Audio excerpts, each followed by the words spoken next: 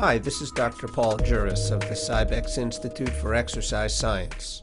One of the most common questions we get at the Institute is, how is the arc trainer different from an elliptical? After all, both are cardio devices, and both eliminate the shock that's associated with running. But that's where the similarities end.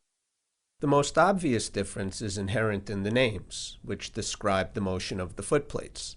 On the elliptical, the footplate moves around in an ellipse, and on the arc trainer, the footplate moves, well, in an arc. This may seem trivial to some, but to us, it means a world of difference.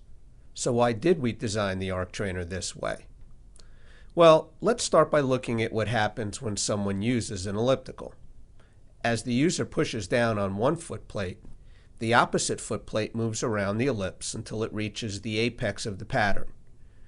But this isn't the starting position, and in fact, she actually has to push the footplate further forward until it reaches the point where it can move down again. Pushing the footplate in this way actually places a lot of stress on the knee joint, which, by the way, never happens at this point of the movement during walking or running.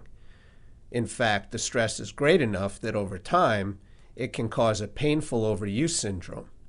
At best, it just limits how much you can do on ellipticals. So when designing the arc trainer, we didn't want to place that kind of stress on the knee. With the arcuate motion, you push down on the pedal, and when it reaches the bottom, the opposite pedal is already forward and ready for you to shift your weight and drive it down. No unnecessary forward pushing here.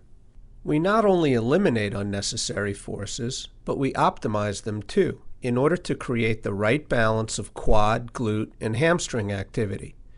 We do this by creating the correct pattern of motion, and we know it's correct because we use a highly specialized, instrumented force transducer that measures the amount and direction of forces coming off the footplates, allowing us to modify the pattern until the forces are directed exactly where we want them.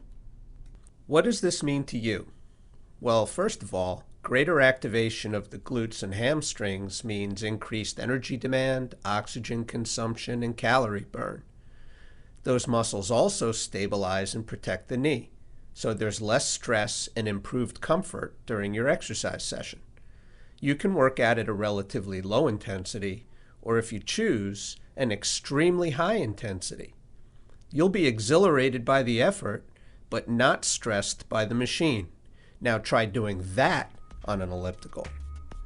With your health and fitness in mind, this has been Paul Juris from the Cybex Institute.